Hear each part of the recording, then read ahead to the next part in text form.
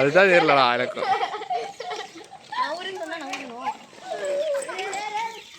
நான் போனாடி. எல்லா பிறப்பும் பெருந்தெழுத்தின் எம்பெருமானே.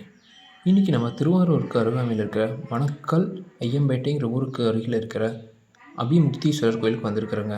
இங்குள்ள தாயாரோட பேர் அபிநாம்பிகை. தலவிருச்சம் மன்னி, தீர்த்தம் சரவண பொய்கை, ஆகமம் காரண ஆகமம். இந்த ஊரோட புராண பெயர் பெருவேரூர், காட்டூர் ஐயம்பேட்டை. இப்போ இந்த ஊர் மணக்கால் ஐயம்பேட்டைன்னு அழைக்கப்படுது. இக்கோயில் அப்பர் சம்பந்தரால் தேவார பாதியை பெற்றிருக்குது.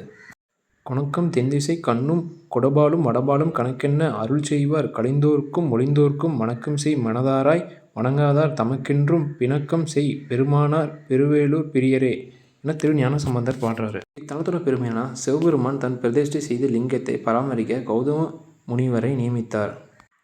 கௌதம முனிவர் இத்தலத்தில் தவம் செய்து இறைவனின் அருளை வேண்டினார். இவரது தவத்தில் மகிழ்ந்த இறைவன் வேண்டுமரம் கேள் என்றார். அதற்கு முனிவர், இறைவா, நான் இறந்த பின் எனது உடலை யாரும் பார்க்கக்கூடாது. ஏனெனில் உனக்கு சேவை செய்ய வந்த நான் சிவன் வணங்குபவர்களை முனிவராகிய என்னையும் சேர்த்து வழிபாடு செய்வார்கள். எனவே என்னை இத்தலத்தில் தலவிருட்சமாக ஏற்று அருள் புரியுங்கள் என்றார்.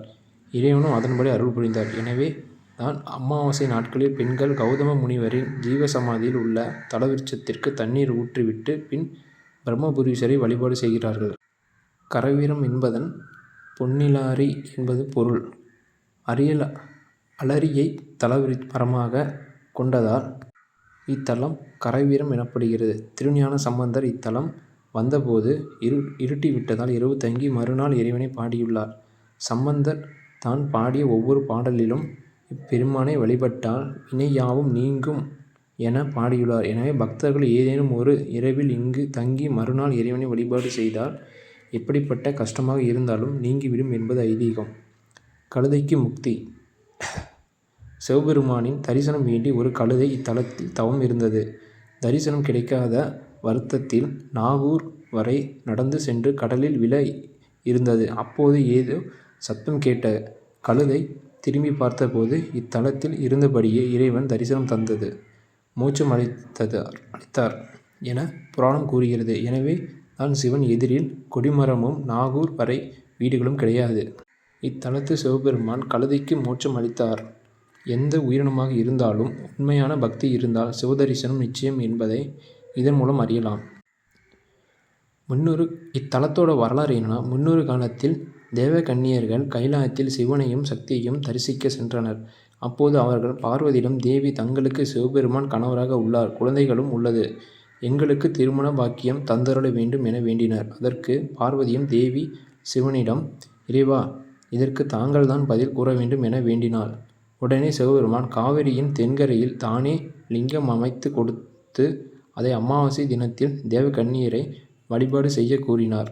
தேவகன்னியரும் அதன்படி செய்து பலனடைந்தனர் என தலப்புராணம் கூறுகிறது. எனவே அமாவாசை நாட்களில் பெண்கள் இங்கு வந்து இங்குள்ள தலவிருட்சத்தில் தண்ணீர் ஊற்றி சிவனை வழிபாடு செய்கின்றனர். இதனால் அடுத்த அமாவாசைக்குள் திருமணம் நிச்சயம் என்பது நம்பிக்கை.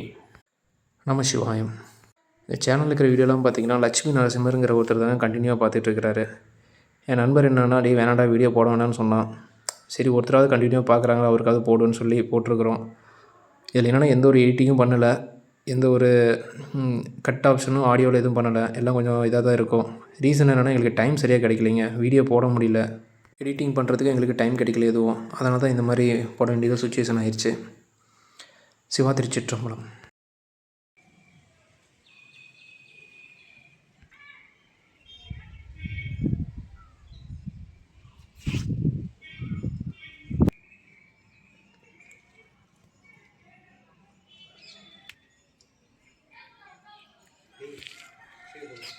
அதான் போய் திண்ணீர் எடுத்துகிட்டு வந்துடலாரு.